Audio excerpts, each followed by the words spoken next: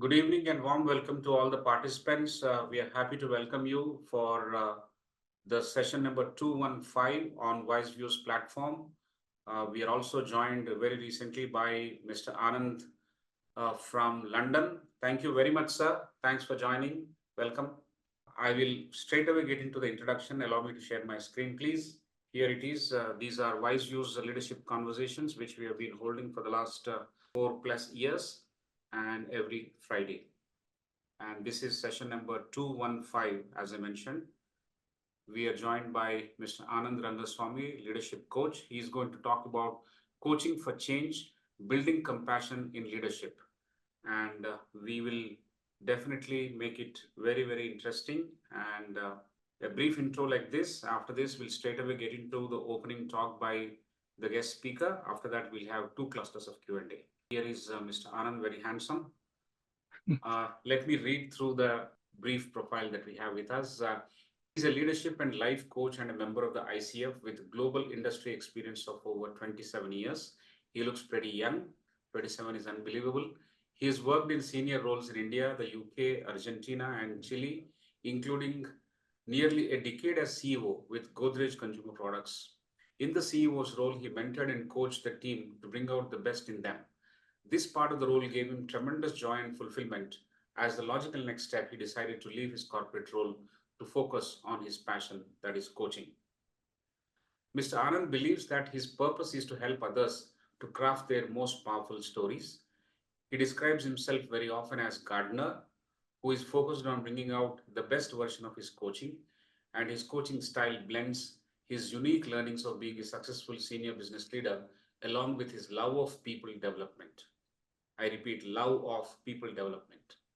He sees coaching as his dharma, as his calling, and he aids his coaches to unleash their potential by helping them to connect with their most resourceful self.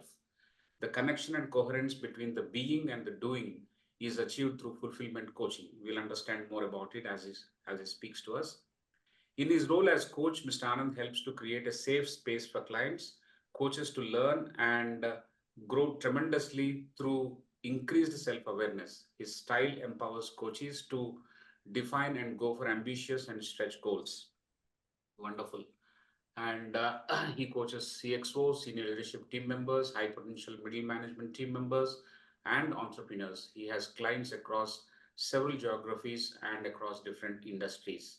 In addition to his coaching practice, Mr. Anand works as a mentor. He's an investor in a few businesses, loves to travel, loves mountaineering, loves to learn new things by pushing himself out of his comfort zone. He is really into health and fitness, that's evident, practices calisthenics, yoga, and practices nutrition based on the principles of Ayurveda, sees himself as a lifelong student. Amazing guest that we have today. Wonderful. Thank you so much, Mr. Anand, for agreeing to speak with us this evening. I will also take one more moment to introduce my esteemed colleague, Dr. Prasad. He is a Senior Director in Academic Wing of ICFAI Group. He brings to the table 30 years of rich experience as an entrepreneur, as a corporate professional, and now as an academic at ICFAI. He holds BTech from IIT Bombay and PGDM from IIM Kolkata. Welcome, Dr. Prasad, to you as well. It's all attention for you, Mr. Anand. Thank you so much once again. Kindly start the session. Welcome. Thank you so much, Mr. Sudhakar Rao, and thank you, Dr. Prasad. Hi, everyone. So I'll start sharing my screen. Right, so what we're talking about today is coaching for change and building compassion in leadership. I know we've all had a very long week. I'm sure all of us have had a very long week. So what I want to start with is, I just want to start with a small connection exercise, right? So can I request everybody's indulgence? If you can all sit back on your chairs, feet flat on the ground, back straight, head straight, so that there's no pressure on the neck, and close your eyes. We'll just do a small breathing exercise just to bring us fully present to this present moment, to this beautiful present moment where we're connected. Focus on your breathing, connect with the cool air that goes into your nostrils, connect with how your chest and stomach rise with each inhalation, chest and stomach fall as warm air goes out of your nostrils with each exhalation. Let's try and observe the difference in temperature between the cool air that goes in and the warm air that leaves our body. What we're going to do now is to take a deep breath in a particular way, 4 seconds of breathe in, 4 seconds of holding the breath, and 8 seconds of breathe out. So 4, 4, 8. And the way to keep count in our own minds is 4 seconds is 1, 1000, 2, 1000, 3, 1000, 4, 1000. So let's do one breathing cycle together. 4 seconds of breathe in. We start with breathing. Let's start now. Breathe in, hold the breath for 4 seconds, breathe out for 8 seconds. Let's do 5 more cycles in our own time, keeping in mind it's 448. So we can do the count on our own. 5 deep breaths, 4 seconds of breathe in, 4 seconds of holding the breath, and 8 seconds of breathe out. And when you're done, you can open your eyes and we start the session. We can start the breathing now. Thank you. Thank you. Hopefully that's Broad is fully present on this call. When we talk about leadership, to my mind, leadership has 3 components. So there's leading self, there's leading others, and there's leading business. In an organizational context, when we talk about leadership, generally the focus is on leading business. So we talk about skills, we talk about knowledge building, we talk about better execution, we talk about efficiency, profits, right? Market shares. This is all leading business, really, right? But there are 3 components to leadership.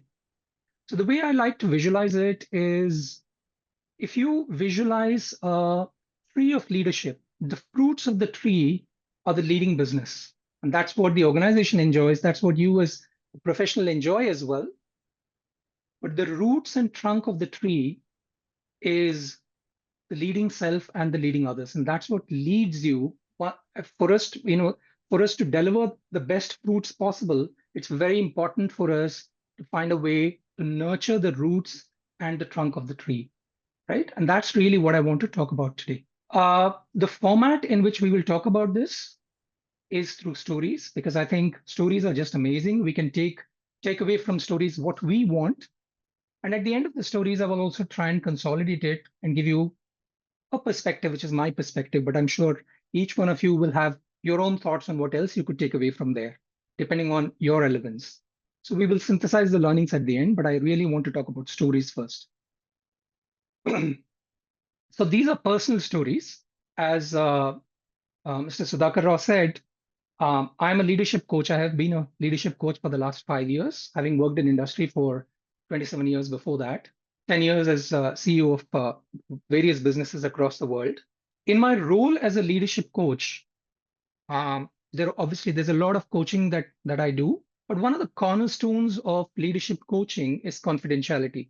So the stories that I'm going to share with you today are not stories about any of my coachees, okay, or clients that I work with, but these are my own personal stories, having been a coachee or a client at one point in time in the past, right? Because I had an amazing coach, and some of these and the stories that I'm going to sharing with you are based on my own coaching journey and what it taught me. So the bulk of my career, out of 27 years, nearly 18 years, 2/3 of my career was with Godrej Consumer Products.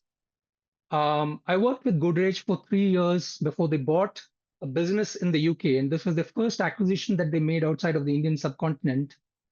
And after buying the business, they asked me whether I'd like to move to the UK. So I moved there as the first expatriate of the Godrej empire, if you want to call it that.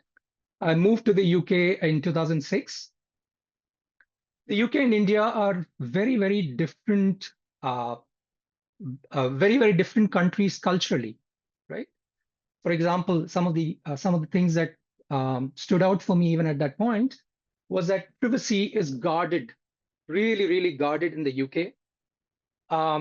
Very few social interactions with fellow employees, other than maybe you go to the pub and have a drink with them. But beyond that, there's no conversations in terms of family, inviting people over home, and so on. Those things don't happen. Whereas in India, we do this. This happens quite a lot. The business also is very efficiency driven. So UK businesses are very, very efficiency driven. Emotions generally are a no-no. Stability is encouraged. the kind of growth you're talking about in a business is 3%, 4%, 5% growth is really considered to be very, very good growth. So some of what I had grown up with, having worked in India for about 13 or 14 years before I moved to the UK, where you would take on ridiculous targets, those are not things which would generally happen. I think I adapted pretty well. I did well over a 3-year period. So I moved in 2006. So till about 2009 or so, I grew well in the business. I took over in a marketing role, moved to a commercial role, took on exports and so on. And then I decided to hire a leadership coach, or in fairness, the organization asked, I asked the organization whether I could have a leadership coach, and I got a leadership coach.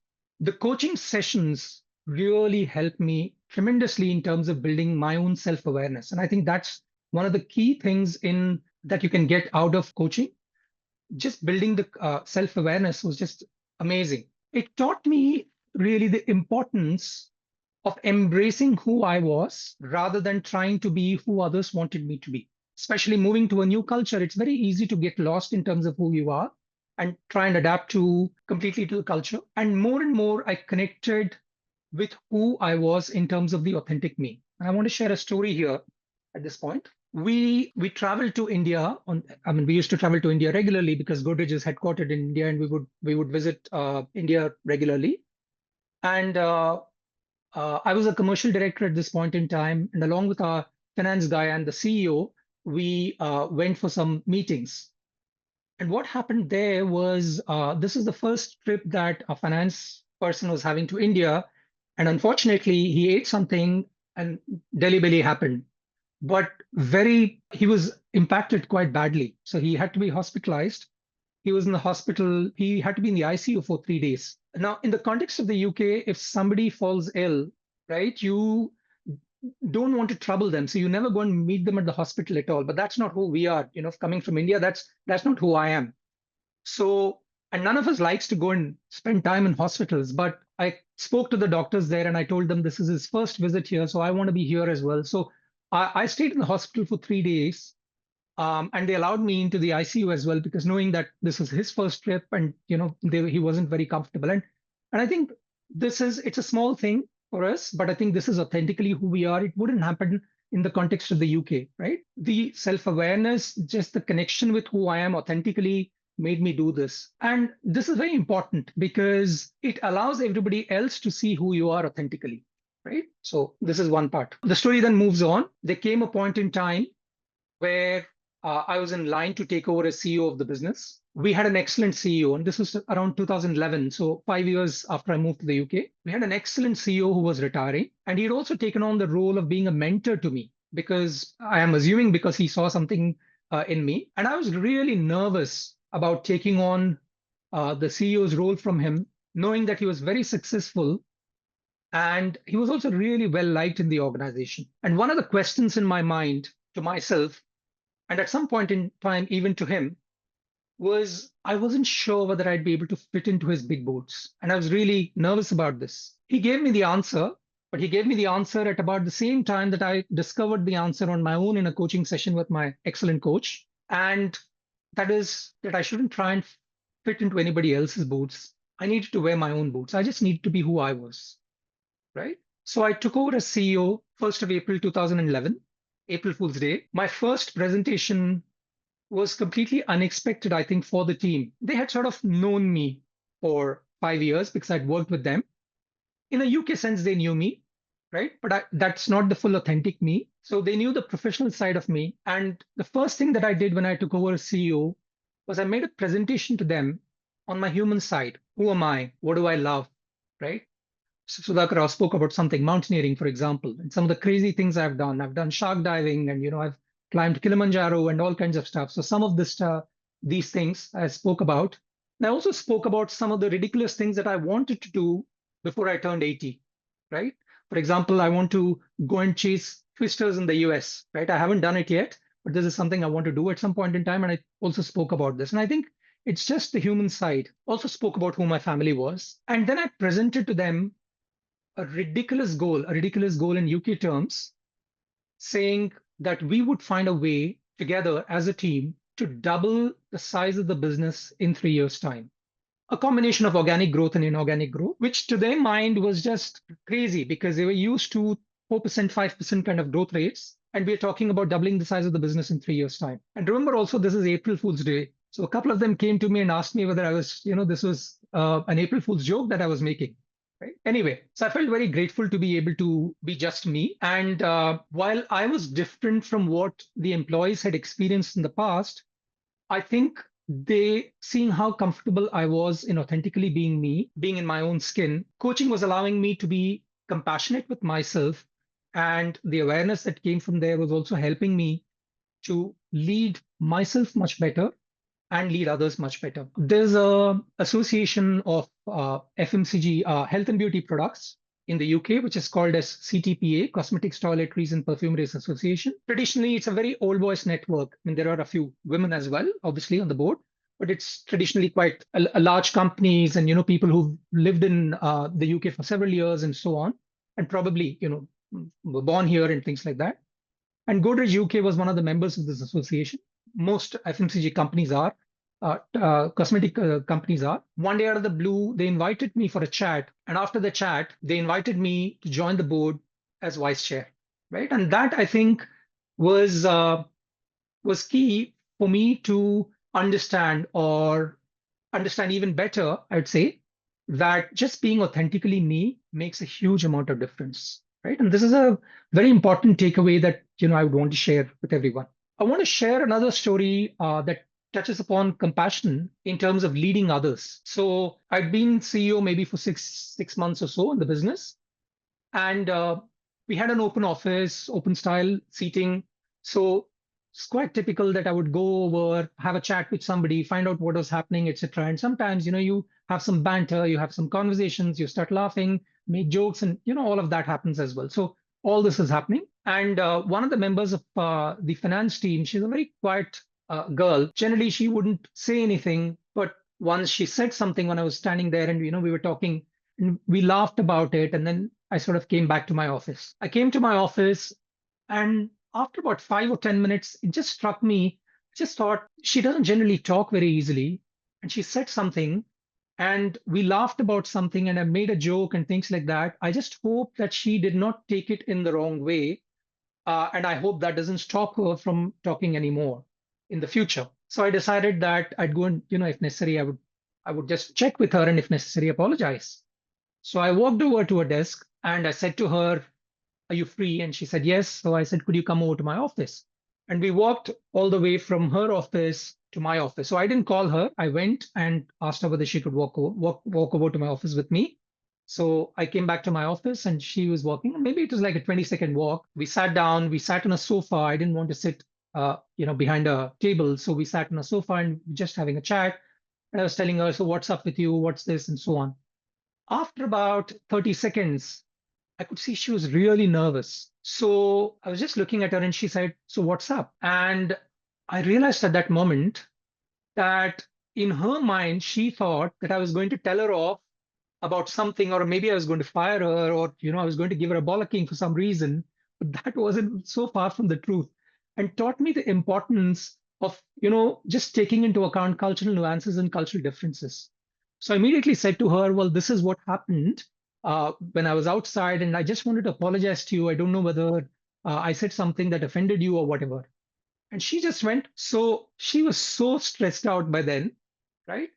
And this is a very important story for me because just taught me the need for empathy, taught me the need for taking into account cultural nuances and cultural differences, especially in a cross-cultural context. So I've given some examples here of leading self and leading others. Moral of the story is that in 3 years' time, we actually managed to more than double the business size in the UK, which is sort of unheard of. And, there are organizations obviously that do it, but we were also a certain reasonably good size. And we, in 3 years' time, we managed to double the size of the business. So it was fantastic. So it went really well. 2014, I had the opportunity to take on an even larger role, which was to take on the role of business head or CEO for Latin America and Europe. So what had happened was that Godrej had continued to acquire various businesses across the world, and they decided to, in 2014, they decided to carve it up into 4 different clusters or regions.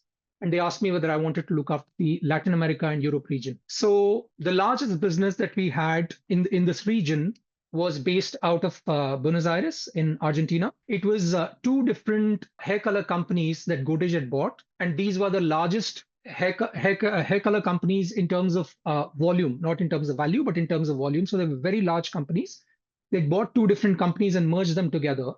But these 2 companies were originally competitors, and the cultural integration hadn't gone too well. So half of the business still thought that the rest of the half of the business was their competitor, and all the fighting used to be infighting and not with the marketplace, right? So the environment in that place was also very, very gloomy. It was very clear to me that I needed to physically move to Argentina. At that time in the UK business, what had also happened was that there was a succession plan in place. So my sales head took over as a CEO and he continued to report to me, and I moved to Buenos Aires. I didn't speak one word of Spanish. The only word, actually, I did speak one word of Spanish. The only word I knew was hola. I didn't speak any other Spanish. Whereas in Argentina, in the Argentinian businesses, everybody was Spanish speaking. And it's very difficult to manage in these countries without Spanish. And what is very clear to me was that there was a key need to bring in a cultural change, because it was a lot of infighting. The focus was not on the external marketplace at all. And I'd learned through coaching and self-awareness that one of the biggest strengths that I had was positivity. So what I did was I presented to the team and showed to them who I authentically was, just the way I'd done it in the UK business.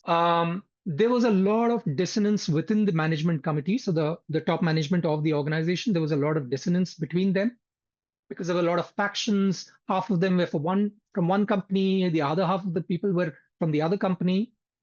So I started doing things which were very unorthodox. So one of the first things I did was to set up something called a buddy chat, where 2 management committee members, let's say the sales head and the marketing head, they don't get along well at all. I brought them together, and we would go to a restaurant or a bar. We would sit down, 3 of us. So the marketing head, the sales head, and I would be the moderator there, or the facilitator, as I wanted to call it. And the thing that they had to come with was they had to come with 3 things to complement the other person, and 1 thing about the other person that they truly wanted to to understand, right? So I wanted them to bring in curiosity into the whole conversation. It was very awkward initially, but I was very positive about this, and I was there helping out the whole process, facilitating the process, and it worked beautifully well. It took the focus out of fights that used to take place between them and brought in commonality in terms of what we could do. In parallel, there were a couple of other things that I did. One was with each and every single management committee member, 1-to-1, I would go on walks. And these are long walks, anywhere between an hour and a half and 4 hours long. We would go on very long walks. We would have conversations. And the only rule in these conversations was that the conversations could not be transactional. They could not be about the business. They could be about anything else. And that allowed me to really understand them very, very well, empathize with them, understand where they were coming from. It helped me to really understand very well. And it gave them a chance to understand me very well. And I was very focused in terms of what the organization need was. And I made it very clear that what was needed was everybody gets a second chance. And what has happened in the past doesn't matter. But we needed to get our act together and run the business in terms of the direction that it needed to go. We also started quarterly management committee away days. So 2 days away from the office or 3 days away from the office. If it was a 2-day meeting, it was 2 days on strategy, and the other day was non-transactional. The non-transactional day was either facilitated by somebody from the outside, an external facilitator. So it could be various team building activities, or it was facilitated by me in terms of what I thought was needed for the team, to be in terms of team building. So we did all kinds of things. We did yoga sessions, we did cooking sessions, we did salsa dancing, and we really bonded together because none of us had any expertise in this. It was outside of everybody's expertise, right? Can you imagine? I mean, I've got 2 left feet. My dancing is so bad, right?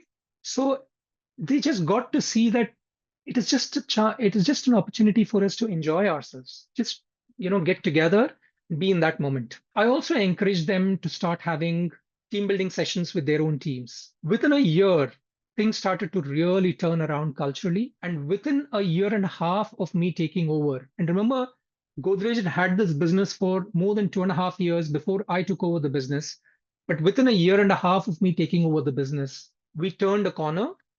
And from being the worst, from the most unprofitable business in the Godrej consumer products portfolio, this business became one of the most profitable businesses in the Godrej consumer products portfolio, right? So that's the movement that happened. It's phenomenally good. 3 months after I took over that business, we presented together as a management committee. We presented to the team saying that we would triple the business size in 3 years' time. And 3 years after I took over the business, we didn't triple it, but we grew it 2.7x, and the profits grew more than 8x, right? So that's what's possible. So for me, again, going back to the same thing I was telling you about earlier, the key is the focus on the leading self and the leading others, which automatically leads to better business performance. There are loads and loads of more stories that I could share, but I'll stop here because we also need to have some time in terms of question and answers.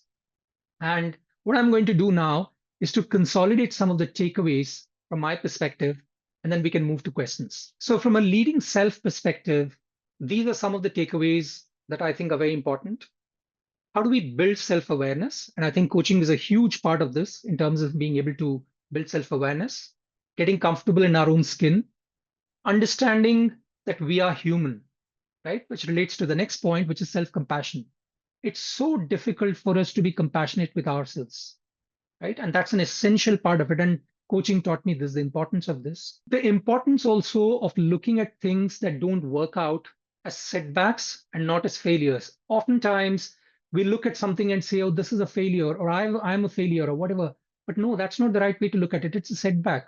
The question is, what are you going to do from there? What are you going to learn from there? So treating them as learning opportunities, right? And best friend talk. Best friend talk is when that voice in my head starts to go that way, right? Really being nasty to me. Thing to do is to say, if my best friend was going through a similar problem, what is the conversation I would have with them? Would I tell them that they are useless or whatever, or would I be compassionate?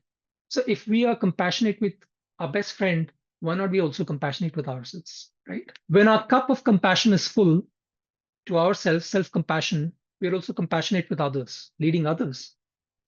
So looking at people as people rather than as projects, learning to listen to understand. Those walks were all about learning to listen to understand rather than listening to judge, bringing in empathy, bringing in non-transactional connections, right? Not just what is needed in the office, but every single person that we work with. Do we know them? How well do we know them, right? And when we treat people as projects, we bring our own agendas into it. But people are not projects. People are just people. They're just beautiful, right? So how can we learn to release some of our own agendas and help them to grow in an environment where they can grow? And this is where the gardener philosophy comes in, because the plants grow on their own, right? The role of the gardener, the role of the leader is to provide the best environment possible for them to be the best version of that they are. You can't force, I don't know, a banyan tree to give the fruits of a neem tree. It's not possible, right? But each of them has a role in this forest of of the organization that we work with. How do we allow them to be their best version?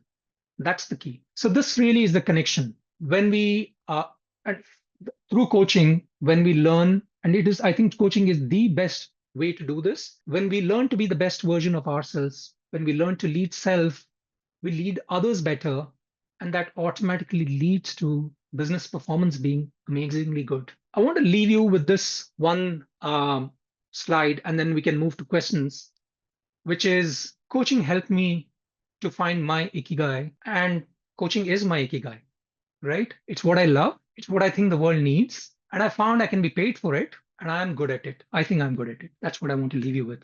If anyone wants to get in touch with me, I've also given my email address there. So That's what I wanted to share. Thank you so much. Over to the audience for any questions. Thank you. Thank you so much, Mr. Anand. I think that's a very different kind of a conversation we are all set to have on this platform of WiseViews Leadership Conversations, especially through the three stories that you narrated. They're actually journeys, and then you picked up some moments where you made some difference by deploying certain methodologies. Very good, all under the framework of leading self, with which you will lead others, and it will help you actually grow the business and sometimes grow it profitably as well. So very, very interesting stories and anecdotes. To save on time, I will not further summarize this. I'll request Professor Prasad to quickly jump in for the cluster number one in the Q&A. And before he does, I would like to once again thank all the participants who have joined around the screen this evening. Thank you so much for your participation, and please raise your hand in cluster number two so that we can take your questions directly to the speaker. Over to you, Professor Prasad. Thank you, Professor Rao. Thank you, Anand, for bringing us to this topic and introducing the element of compassion as a very distinct element to a word which is otherwise, understood to some extent. I think you made it distinct by using the word compassion. My first question to you is, there is a element of coaching in leadership. When you're in executive leadership, also there is an element of coaching, and you are doing that. Now, when did you, what made you realize that you needed to get into coaching more than executive leadership? And what was that part of the journey which will help others focus on what is there which is important in coaching in leadership? Lots of people around the table are in executive roles, and this coaching element can help them. The compassion element can help them. And you have done, how did you get into coaching, and how do you find that can help those around the table with respect to the element of compassion and self-awareness? You have highlighted some moments. However, I think, it can be better understood, since what you say, there is a flow, there is a moment, and then there is a connection. So how do you elaborate on that? Okay, so I understood the question in two different parts. So I'll try and answer it in two different parts as well. So in terms of my own journey, I was in a CEO's role for 10 years nearly. And it always starts the same way, right? One of the things that you want to do, I wanted to do, and I'm not going to talk about anybody else, I'm going to talk about me, is that I had a set of boxes to tick in terms of how I needed to perform, right? And that's so once that was done, really the focus was about not just my own achievements, it was about helping teams grow. And one of the questions I used to ask myself every year, the beginning of every year, I used to ask myself is, how much do I love my job? That was my ikigai at that point in time. And my answer always was, I love my job, and I think I have the best job in the world. One question I started to ask myself around 2016, 2017 was, what element of my job do I love so much? What is the one highlight of what is the one biggest element of my job that I love the most? And I found it was the people element of it. And then I started to ask myself the question, if it is the people element of it that I love the most, and the business element has become less significant over a period of time. It was important for me at those points when I first took over as CEO, it was very important for me to achieve all those business goals, but that wasn't as relevant for me anymore. What was more relevant for me was the people element of it. And I felt there was a larger stage, a larger role that I could play in terms of unleashing or helping people unleash their potential on a bigger stage, right? So that's what facilitated my movement to coaching. Spoke to Godrej. We did a 2-year transition actually, because I found somebody else who could, recruited somebody who would be able to take over the business from me. We did a 2-year transition, and then I moved out of the business. Funnily, 20 days before lockdown, I moved back to the UK, right? Not knowing at all that COVID lockdown was going to happen, right? So I think the universe works in very mysterious ways. So that's what happened. So have I answered your question fully, or is there any element of it that I've missed out? I think you've given the perspective that I was looking for. Yeah. In the sense that, many of us around the table, everyone is not good at, or rather everyone does not love everything. Yeah. And as you go in your journey, you realize you love certain things more and you become more effective if you concentrate on that a bit more. And I think that's important for everyone around the table also. But at the same time, you may have a few other things to handle.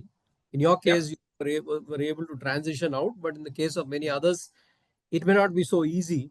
So knowing how to become self-aware, knowing how to organize one's affairs, move in that direction, I think it's important to understand that as an executive, as a coach for oneself in a certain way, and also to look forward to the journey which comes ahead and move in that particular path. I think I saw that in what you Totally. were saying. Totally. 100%. I agree with you. And also to be compassionate with ourselves if you're not able to get to where we want to get to immediately. Sometimes things require transition and it is okay. It's perfectly fine to have that transition. Thank you. Excellent. So now, I just move on to another dimension which is important in education. In a certain manner, faculty are leaders and coaches of students. They don't see it so much in that direction, but there is a certain level of influence, and people do look up to you. So when you take that and put into the segment of faculty members, I mean, you would have seen various models working in India, abroad, how faculty members are, in particular in higher education. But it has immense potential in terms of how you can influence someone else and get them to be to focus on the same journey, in the sense, okay, you're good at something, you're better at something else. Now, how do you and look at it from a faculty lens? What kind of inputs would you like to give? I lost you briefly for a couple of seconds, but if I've understood correctly, the question is around from an educational institution perspective, from a faculty lens perspective, how could some of these be looked at in that scenario? Is that the question? Absolutely. See, India has about 4.5 crores in the higher education segment, Yeah, in the formal higher education segment. yeah, And all of them have some connect to faculty members. The yeah, philosophies followed by them are very different based on their yeah, backgrounds, whatever. But I yeah, think what you're saying is also pretty useful. So yeah. how do you bring that in? Yeah, I'd go back to the Gardner philosophy, which we spoke about, which I think I very briefly mentioned, and it's part of my profile as well that Mr. Sudhakar Rao read out, which is, I think, an understanding that not everybody needs to be similar. I can't remember whether it's Einstein or somebody else who said this, that if you expect a fish to climb a tree, then it's always going to fail, right? So I think compassion comes in here again, taking time to understand what each person can bring to the table and allowing them to be the best versions that they are. So, a rose plant can give, rose flowers, but then if somebody else we can't force everybody to be on similar. And this, I think, is a challenge not just in India; it's a global challenge because models have been. We're looking at models that are quite rigid. The question is, how do we bring in some kind of flexibility into some of these models? And how do we allow each person to be the best version? How do they have the choice in being the best version of plant, since I'm talking about gardens, that they want to be, rather than us deciding for them and forcing down a certain path? I think that is a huge part of it. Thank you. I think you've provided a direction. In the case of faculty members, particularly in Indian context, the ratios are very, very, very, huge Yeah, compared to direct reportees where one does a lot more work. correct. And I think, this sort of, trying to give them models by which they can develop more self-understanding, less, comparing with others, Yeah, kind of thing, because all of them are shown similar destinations based on yeah, placements made by professional institutions at that point in time. So that's the yeah, kind of thing which is dominant in their mind. Their identity of what they can do very differently is much less. So faculty yeah, members have a big role to play there, and if they're able to develop that sort of self-awareness in the student through appropriate methods, challenging, but I think worth trying, worth thinking about. I think that's an excellent suggestion. So that Gardner yeah, aspect does come in. yeah. Sorry, if I can also add one other thing, which is how can we learn to be less prescriptive, right? Because that becomes a big challenge. It is really difficult. It's difficult. Life is difficult at every stage, but it's very, very difficult when you're young. Very difficult when you're young. It's very easy to feel that this is a particular model that I need to follow. But how can we allow them to discover what is the right thing for them rather than being prescriptive? How can we, our role needs to be one of providing the right environment, providing the right compost, if you want to call it that in a gardener way, and allowing them to bloom, to be the best version of them. Excellent. I think the aspect of allowing for discovery and keeping that in one's, the how what brings in the faculty brings into lesson planning or the course planning, I think is essential more than what is traditionally done and what one sees others who are successful doing. Yes, it Yeah, comes with a certain level of risk, but it comes with a lot of freedom and you can discover much more. absolutely, 100%. Thank you. I'll It's a just, very good yeah, question. yeah, Very thank good you. question. I Yeah, just have another, thank you. I have another very important question. And this is, we sure. have in India about close to 50%, which is Gen Z and Gen Alpha. Yeah, And whatever we hear about them coming into the workplace and the experiences, they are different and they need yeah, different approaches. And, we will have to do a lot of unlearning also for people coming yeah, from, a certain background. So what are your thoughts for allowing them to flower, how allowing them to bloom in ways which will solve problems which have not yet been solved? There are a lot of wicked problems on earth right now. So many yeah, of them which are complex and perhaps the senior generations have looked at it, but it's not getting you're not making much headway. So this generation without they don't have the freedom, they'll have to take it on.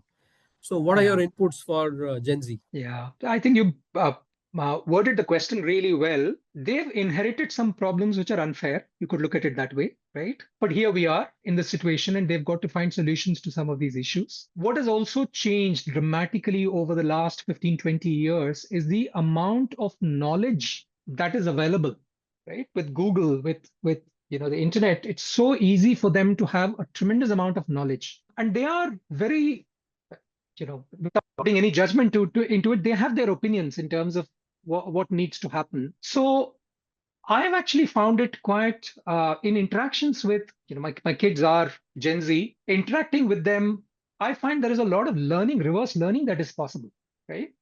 And the more I'm willing to listen and get their perspective, right? And sometimes they may not necessarily know how to present that perspective. But when I was 24 or 25 years old, I don't think I knew very well how to present perspectives. Today, sitting here at 54 years of age, it's very different, right? So just taking that time to understand it and then give the lens that all that needs to shift is the lens. But I think it needs to start with listening, right? And I think somewhere in my presentation, I was talking about listening to understand rather than listening to judge or listening to answer, right? And that's something I think the onus is on us to try and find a way to do that. And every generation says that there are problems with the next generation, but I don't think there are problems. They're just different. Every generation is different, and they've inherited a set of issues which we and our previous generations have created, and we're leaving them. Climate change, for example, right? So they are having to deal with some of these issues. So I think it is just bringing that empathy into it, bringing that compassion, bringing that patience into it, and listening can really help us to find co-create solutions, right? I mean, in our generation, when Dad said something, it was gospel, but it's not anymore, right? And that's exactly true when they go to the workplace as well. What the manager says, what the leader says, it's not taken as gospel, and that's fair enough, right? So those are my thoughts. Excellent. I think you've added on to the previous question also, and you've used two key words, listen Yeah, and lens. And I'm yeah, reminded of the optician and the ophthalmologist. So, you have a problem, then they're also watching carefully where you are. And they keep yeah, giving you different lenses. They don't decide right in the beginning. And I think yeah, the wealth of experience that the senior generation has, yeah, the word lens itself can be framed. I mean, yeah, so we'll need a lot of patience, as you rightly said, listen yeah. and then see what we can offer them through various ways, through questions, through environments, through learning spaces. I think that's a wonderful thought, and I think this lens and listen perspective is going to be very useful there. We are at about 7:25. I'd like to hand it back to Professor Rao. I think I've taken more time than I should. Thank you, Dr. Prasad. Yeah, thank you, Professor Prasad. I think we are all going to take more time. Yeah, I have actually a lot of questions, but I'll restrict to one or two and then open the mic for the audience to directly raise their question. The first thing that I want to ask is about in your experience, what do you think is the biggest barrier that prevents senior leaders from being coachable? I don't know whether it is true only for senior leaders. I think it's true for everyone. I think the biggest barrier is when we start to think that we have very little to learn. Okay. I think the loss of the student mindset, as I call it, that probably is the biggest barrier for anyone. Life becomes, I'm so sorry. Go ahead, go ahead. Life becomes a lot easier when we don't take ourselves so seriously that we start to feel that we know everything there is to know and there is nothing more that we want to learn, right? And it's very difficult to even have conversations in such ways. So I don't think it's true only of the senior generation, I think, or senior leaders. I think it's you see this across. That is the biggest barrier to learning. The loss of learning mindset is the biggest barrier to being Yeah. coachable. Yeah, fantastic. The second quick question that I have is, I'm assuming that coaching is like a mirror, if you permit me to use that metaphor. Yeah. What are the three reflections that generally leaders struggle to, struggle most to look at if coaching is a mirror? Come again, I didn't understand the question. Could If you come coaching again? is a mirror, Yeah. what are the three reflections that leaders struggle to actually look at? I'm trying to figure out whether there is a specific pattern that I can talk about. I can't find a way to synthesize this and say these are three things, but can I share with you what I believe coaching is? And everybody has a mindset on what it is, and perhaps there'll be some takeaways from there, Sure. right? So when I take on a coaching assignment, one of the things I tell them is that they are driving a car and the car is theirs and they are the driver. My role is as co-passenger. So I'm just sitting next to them. And in any coaching assignment, any coaching conversation that takes place, 90% of the conversation happens from the coachee. My role is to ask the powerful questions, right? Because as you said very beautifully, it is a mirror and it's a mirror of self-awareness that we are looking to build. So the biggest challenge, the biggest takeaway that anybody can get from coaching is how do they build their own self-awareness? So I did answer the question, but I got there in sort of a different way. I think that is the biggest takeaway because that is what brings out everything else, the leading self, the leading others. It all starts from that point. How do we become more self-aware? How do we become more aware of the impact that we have on ourselves? How do we become more aware of some of the mindsets that we have grown up with, which might have served us at a point in time, but they no longer serve us? How do we become aware of the things that we use to tether ourselves to the ground when actually we should be flying, right? But it starts with that awareness. And I think that's what coaching allows you to do. Very clear in the sense that it is through the self-awareness that, which is a beginning point, it leads to solving the other issues. And then you discover yourself being helped by the coach, the other struggles that you're actually going through without being pointed out tangibly. Yeah. It comes there in the discussions, it is helped to discover, and then, you will overcome that because it has come to the surface based on your conversation, based on the questions, based on the discussion that the coach is imparting, if I may use that word. Yeah, because the key in a coaching relationship is the safe space that's created so that you can be yourself in that relationship, and there is no judgment at all. And if you look at our world today, our biggest problem is there is judgment all around us. With social media, it's just become so much worse, right? So if you can build a safe space where everybody finds out their own challenges and their own solutions, and I truly believe that everybody knows the answers to their own struggles, but they just need a space where they can find out for themselves. And obviously that also leads to a much greater ownership because you found the solution on your own, right? You've created your own solutions. That is the difference between mentoring and coaching as well, because mentoring provides a large amount of solutions which are top down, if you want to call it that, whereas coaching allows you to discover it on your own. So I think that is Perfect. You answered my next question as well. The difference between coaching. sorry. That's good. In a conversation, you save time and you optimize all the energy. Good. Thank you. Now I'll request some of the participants who raised their hand to actually ask the question, and we have Dr. Amit Badra, I request you, sir, to ask the question. Thank you, Professor Sudhakar Rao and Anand Rangaswamy. It's such a pleasure seeing you here. You're, Thank you. an alum of IIM Bangalore, and so good to see you. One of Thank the you. finest achievements I think the institute has produced. Very Oh, happy to see what you have done. Amazing, amazing. I hope IIM knows about what you have done. I think your business success has been remarkable. Meaning, the kind of things you have shared, they are absolutely shocking. And I've never, very rarely heard of such accomplishments, and I mean, I must compliment you for that. Now, my question is that, business success can be the result of various things. I can be great at strategy and, excellent business acumen, good networks, you know, many things, investments, vision, desire to build the business, top management support. So it's not just the result of the team. However, the team definitely builds upon all of that. There's no doubt about it. And I think it's a little unfair question to ask.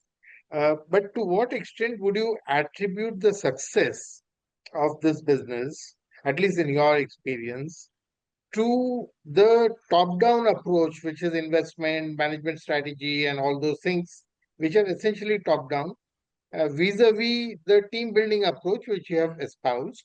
Uh, I think it's not a very fair question, but if I may ask this fuzzy question, to what extent would you attribute the team's, contribution to the success? it's a beautiful question. And I think it is Dhoni who talks about thinking about the controllables and not worrying so much about the uncontrollables, right? So, in my mind, the way I look at it is all things being equal, this is one approach I have found has been fantastic in terms of unleashing true potential, right? Having said that, I mean, the reason I stayed with Godrej for that period of time is it's remarkable organization. Godrej is a remarkable business. The kind of support that you get from top management is fantastic. The kind of latitude I've got, the kind of freedom I've had to run the business the way I thought it needed to be run, tremendous amount of trust, and that's a huge factor, right?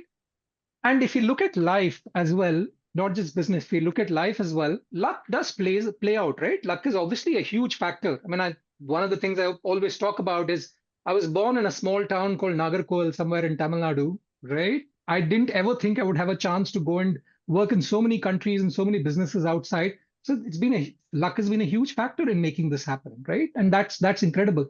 Somebody who's as smart as me or smarter than me in a Syria or in Afghanistan, they don't have a chance in hell of any of this happening, right? So I think some of those are the uncontrollables. They do play a huge part in the success. But I think given that's any scenario, I would say given any scenario, I believe this is one model, and I don't think this is the only model, but I do think this is a powerful model.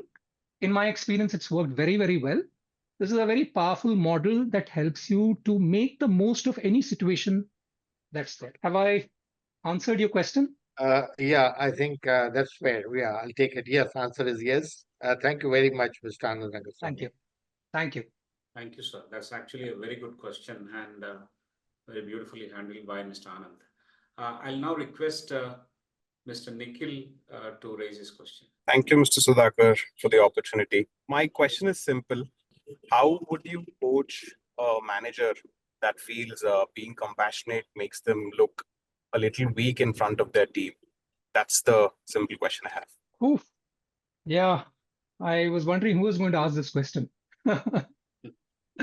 Thank you for the question. Yeah, and these are some of the mindsets that we grow up with, right? That being soft, being understanding, being empathetic is seen as a weakness, but it's not really. Because I think all of this is short term versus long term. I think it's what's very important. And I want to go back to the example of the Argentinian example that I was giving. The clarity is needed that the organization and the organization's need come above any single person. So I think there is no two ways about that. The second thing that we need to take into account is as leaders, we are not in a popularity contest at all. So it is not about anybody saying, you do this, so you are a good person or a bad person. There's none of that. I've had my share of people I've had to let go, and that's fair enough. That is what the organization needed. So to me, the baby is the organization and the organization's needs. And I think that's very, very clear.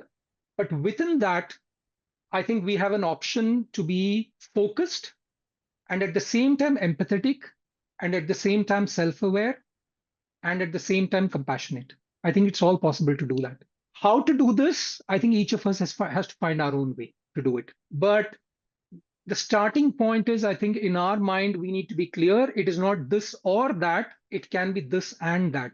It can be focused in terms of the organizational needs. It can be focused that everybody needs to go in a particular direction. And that means taking some really hard calls. I've taken calls where somebody who was a fantastic performer but was not right culturally for the organization, I'm very clear that he has no place or she has no place in the organization. And that needs to be very clear as well. So as long as we release our own need for any kind of being popular, if you want to call it that, I think it becomes a lot easier. Have I answered your question, Nikhil?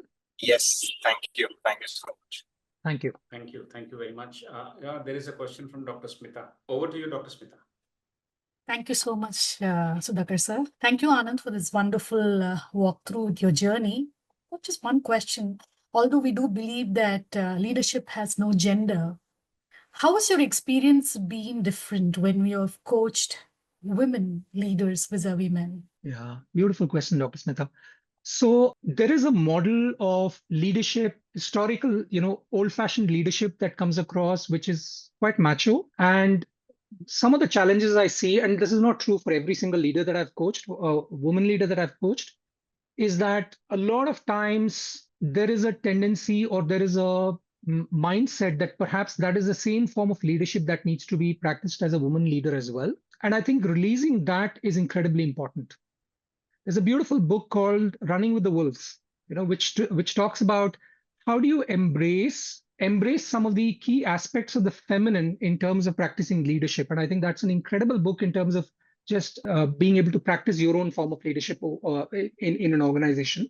And that has been a mindset shift that I sometimes find can be a challenge, right?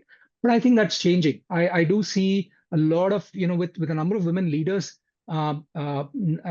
today becoming so high, I do see that that is starting to change. But sometimes you do see that there is a little bit of a throwback to the old style of leadership, and that it needs to be played by the same rules by which, if you want to call it, a man plays it, but it doesn't. Yeah, we all need to learn to be as comfortable as possible in our own skin, and embrace that. Thank you very much. Thank you. Thank you. Thank you, Dr. Smita, not just for the question, but also for recommending Mr. Anand for this session. So I'm very, very happy that you have recommended an amazing person to speak in our conversation. Thank you. Most welcome. Thank you. Thank you. Great. The more I look at the questions, the more I look at your answers, I feel like listening and listening and listening and not interrupt with my own interpretation of what is happening. I think I'm chewing it, I'm digesting it, all that is going on. Very consciously, I'm listening to what you have been mentioning since 6:30 p.m.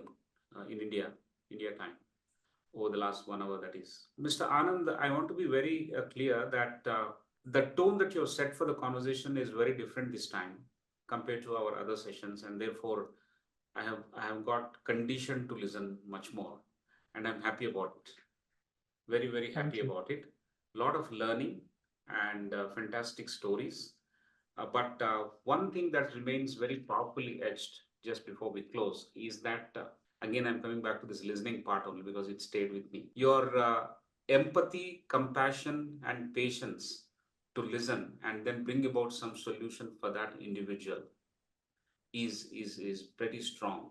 I think, of course, in the backdrop of the framework that you have given, leading self, leading others will eventually mean that you're leading businesses with profit. In your case, you have given lots of examples towards that.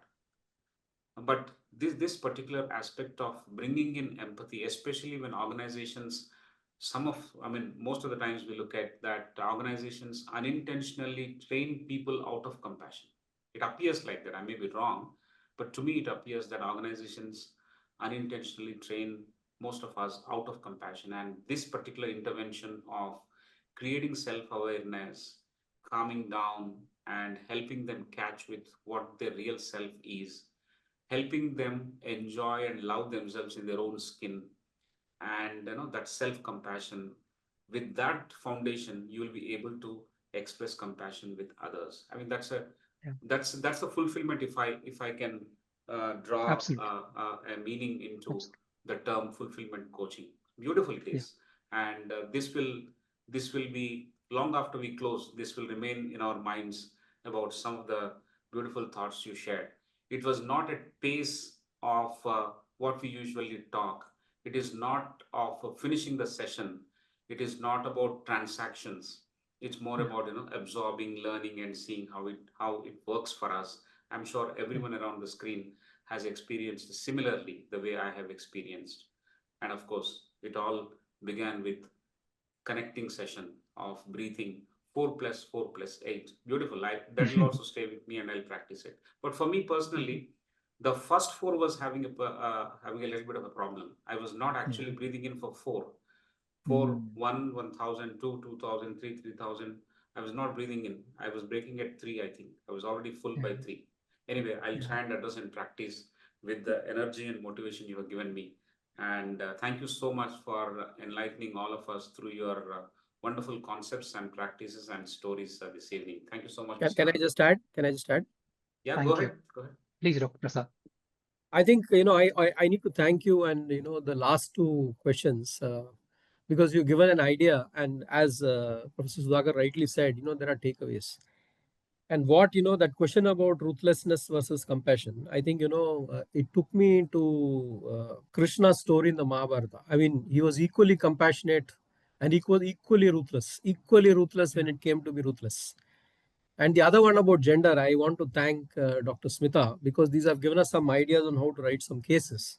The Mahabharata also says stories about Krishna and Draupadi, but the way he handled Draupadi was very different from the way he handled some of the other characters in the. And I think there was an equation which was, and his role was absolutely more as a coach than anything else. So I think these are some ideas which, right as Sudhakar rightly put it, for us to take away and work on, because there's quite a bit to study and understand here. Thank you very much for those opportunities. Thank you. Thank you. Thank you so much. Beautiful. So, Thank you. with love to Anand and a promise that we'll meet in January in Hyderabad. Absolutely. I'm so looking forward to that. Thank you so much. I just saw a pop-up where a few people have asked about what the email ID is. So is that something that will be shared separately, or do you want me to say it now? Or We can say it now and complete the exercise. okay, so that's coach COACH .Anand ANAND at yahoo.com. Coach.anand@yahoo.com. That's the email ID. Am I right? Yeah, absolutely right. Perfect. So I think it helps them. Let them connect with you, and then Yeah, let them unburden themselves by asking you a question on email. absolutely. I look forward to it, and I'm looking forward to us meeting in January. Wonderful. Thank you very much. Thank you for the opportunity. Thank you for a beautiful session. Great. And thank you for a wonderful Thank you audience. so much. It's a Thank you. great fuel for the weekend for all of us. All of you, I wish you have a wonderful weekend and a good night, and come back for learning next week, same time on Friday, 21st of November.